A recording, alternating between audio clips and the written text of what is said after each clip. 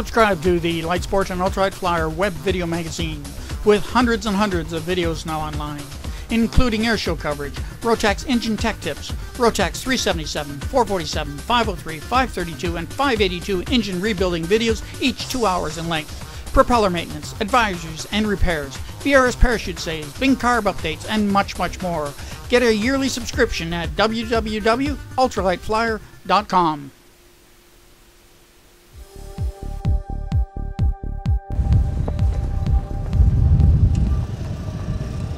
Well, you know, a lot of people know what an aha moment is, meaning they just thought of a good idea or something. This is more like an ah moment. This is back where I belong. This is the kind of airplane I did a lot of flying in the beginning, and I'm not the only one. There are more than 15,000 of these flying. So, you know, some people say Vans is the biggest aircraft manufacturer, kit manufacturer. Some others say Rands has done very well, and they both have. These guys have got 3 times as many as even Vans out there. This is an airplane that got an awful lot of people in the air. At one time, back in 1982, there were more of these kinds of airplanes, this Quicksilver kind of airplane sold, than Piper, Cessna, and Beech sold all together. Now that's just an amazing fact that no one has ever replicated in aviation. And Quicksilver Manufacturing has got a right to be proud of this thing. This is the Quicksilver 2. Now this has a lineage though that goes back, as you mentioned, back into the 1970s and 80s. They were one of the first people to come up with both a single and a 2-place trainer. They were. They all started out single. In fact, they started out single weight shift. You actually shifted your weight at fore and aft, and they weighed about 150 pounds in those days. They had to be foot launchable at one point. They had to, and I actually saw John Lasko, a former Quicksilver guy, foot launch it once. That was in a pretty good breeze, mind you, but he actually did it. Well, pretty soon we got wise and we decided foot launching really wasn't where the future was. And then we got even smarter and realized that 2-place is really a pretty good idea if you're going to train somebody how to fly. We did a lot of it single place, talking to people on radios. You know, it worked. It was all right because it's such a simple airplane to fly, but a 2-seater made it just work so well. So here we've got a 2-seater in just about its simplest form, and yet this thing has got a safety record that just won't quit. But the safety record of Quicksilver is just about unparalleled in any kind of aviation worldwide. They're actually unparalleled in a lot of aspects, Dan. When you go back, they were one of the first ones to first of all come up with an assembly manual that somebody could actually work off. And they come up with this heat shrinking package that you saw everything and knew everything was in the kit when it arrived. Well, you're right, Dave, because it used to be, and in fact it still is on many airplanes that come in kit form. You get boxes full of stuff, you get little baggies full of bolts and whatnot. Take an inventory to make sure you got all the stuff before you start building it. That's reasonable, and you do that with this too.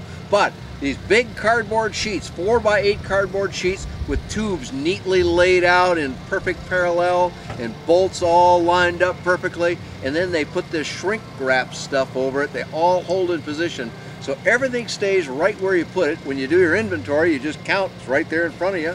And then when you start taking parts out, you use a box cutter, take out just the bolt you need. All the rest of them stay right there, labeled and everything.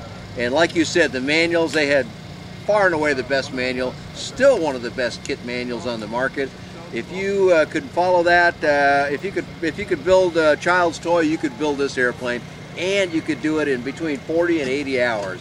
Some got it down as low as 40 if they did it a couple times because you could get good at it. But even if you did it for your first time, which I did actually, about 80 hours all it took and you were in the air. That's a pretty remarkable thing. And it's not only that, Dan, it's a workhorse. You can do a lot of different things with this. You can put floats on it, you can put skis on it. It's just, it goes on the list of things that this airplane can do. I've seen it with sprayers on it. It done all of those things, and you know, it's just such a durable airplane. It may look simplistic, but that's a deception. Things that are very simple are sometimes very hard to do. And indeed, it's gone through a lot of changes. What you see today is different. For example, this has a steerable nose wheel on it. The very first ones did not have steerable nose wheel. You really didn't need it all that much because when you had to, you just put your feet down, you lifted the airplane up a little bit, you kind of aimed it that way and you went off that way. Well, for the airport ramp, that maybe wasn't good enough, and sure enough, in a training environment, steerable nose wheels are a pretty good idea. First ones didn't have brakes either, but you didn't need them much. Today we've got a brake and it's right here on the hand grip, so either occupant can get it. That operates brakes on the main gear, and as slow as this airplane lands, you don't have to use them much if you use them at all. And this one here is a little tricky, or lying to us a little, Dan. It's got these little strap things on it. When we first came out, we didn't have the straps. They didn't. You know, they were all wire braced at first, and wire bracing remains a very good way to build airplanes. It's very strong, very light, and very low drag, even lower drag than struts, depending on exactly how that's executed. But the fact of the matter is, an awful lot of people went, wire bracing, that just looks old-fashioned. Let's get rid of that. I don't want that stuff.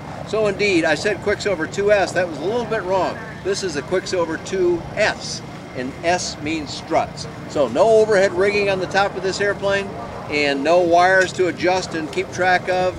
And therefore, when you go to fold this thing down, now it's not really an easy fold wing, but it can be taken down in a relatively short time and trailered from place to place, because this is not a fast flying machine. This is your 50, 60 mile an hour flyer. But the other thing is, Dan, the price of this airplane, if you, for example, were to fly it with a 503 Rotax engine, it's one of the lowest on any market that you'll find. Absolutely, in the neighborhood of $20,000. And again, when Quicksilver says a complete kit, you can take that to the bank. You see it all like we talked earlier, and they have got it down. They've made so many of these things. Making a kit is just become child's play for Quicksilver Manufacturing. So here you are. You build the thing quick, you get it up in the air quick, it doesn't bust the piggy bank, in the neighborhood of about $20,000. Depends on exactly what you put on it. You see this thing up in front of me here. You're looking at the backside with your camera of the instrument panel.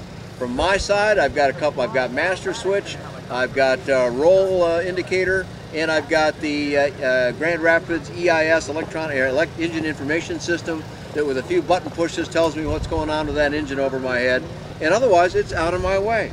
I've got visibility here. We talk about the ones with some skylights and stuff.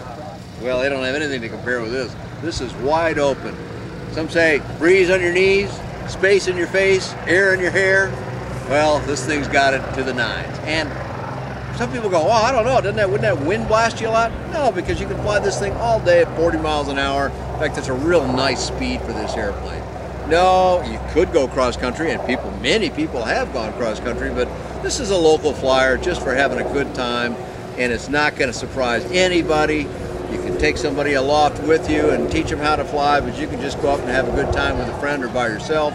Not going to cost you much to operate or buy, and you know, to me, this just doesn't get a whole lot better than a Quicksilver. One of the things that was really used for was training. I mean, with the dual throttle arrangement, the center stick, dual rudder pedals, and the easy repair. I mean, you can make a hard landing, bend a nose wheel, and you just basically your tube and you're back up and flying. In 15 or 20 minutes, literally.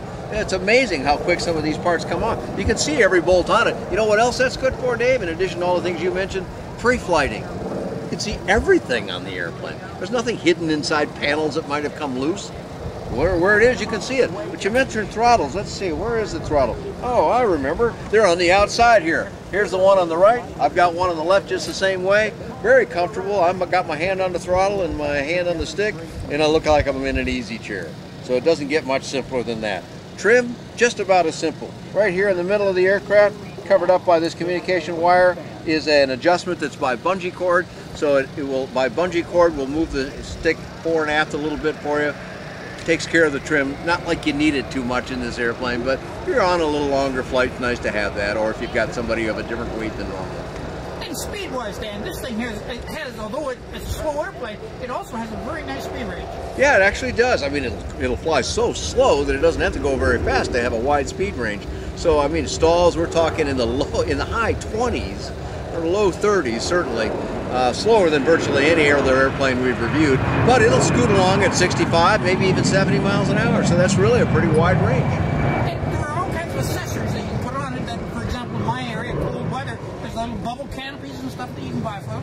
Well, you know, I liken it to the Volkswagen Beetle. It's been around so long and they sold so many millions of those things. There are accessories that Volkswagen car company never dreamed anybody put on. The same is true here. There were so many of these things that there are, as you said, skis, there's floats, there's bubble windscreens, there's saddlebags to carry stuff that go down on between these tubes here. It just goes on and on and on, because when there's that many airplanes out in the field, there's going to be a whole bunch of people that step up to make stuff that works on these airplanes.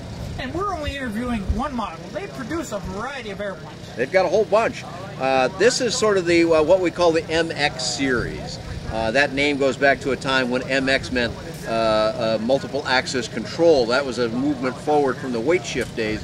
But then this kind of acquired the name MX. But they also have a GT series, which looks completely different, but retains all of the nice flying qualities. That's a yoke controlled airplane, either single or a tandem, two-seat tandem configuration.